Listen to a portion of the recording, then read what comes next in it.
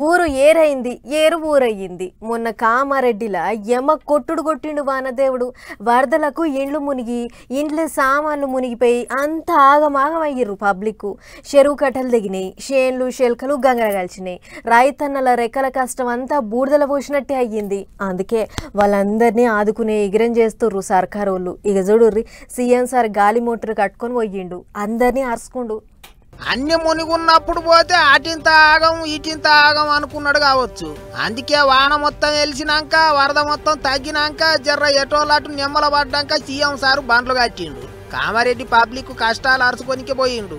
Sir వచ్చిండని అక్క చెల్లెన్లంతా గుమిగూడిండ్రు.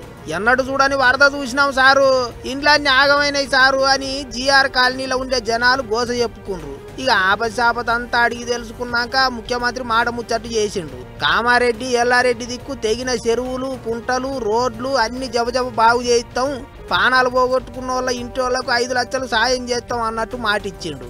గంతేకాదు, దెబ్బతిన్న పంటలను కూడా ఓ మలక తిరిగి చూసిండు. ఎవళ్ళు ఎంతెంత లాస్ అయినరో లెక్కలన్నీ జల్దిగా బయటికి తీస్తే వాళ్ళను కూడా సర్కారు ఆదుకుంటది, ఎవ్వలను నారాజు చెయ్యం అన్నట్టు భరోసా ఇచ్చిండు. పెద్ద ముచ్చట ఏంటిదంటే, సారు ఎమ్మెల్యేగా గెలిచిన కోడంగల్ నియోజకవర్గం లెక్కనే కామారెడ్డిని కూడా అన్ని తీర్ల ఎలుగుల చేస్తాడట.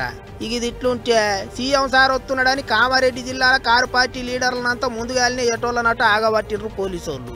ఆపతిలో ఉన్నప్పుడు ఆఫీసులో ఊకొని ఇప్పుడు అంత తెల్లగైనాక పోయి ఏం చూస్తాన్లు అని అడగబట్టిండ్రు గులాబీ లీడర్లు. చెయ్యి పార్టీ వాళ్ళ మీద గట్టిగానే గరం అవుతాండ్రు. కానీ ఎవల రాజకీయం ఎట్లున్నా నష్టపోయిన జనాలను రైతులను ఒడ్డున పడేయ్యి సార్లు, అందరిని ఆదుకోని అని అడుగుతుండ్రు పబ్లిక్. సీఎం సార్ అయితే కోడంగల్ తీరుగానే ఎలుగుల చేస్తానని మాటిచ్చిండు. మరిగా చూడాలి ఎట్టెట్టయితుందో కామారెడ్డి.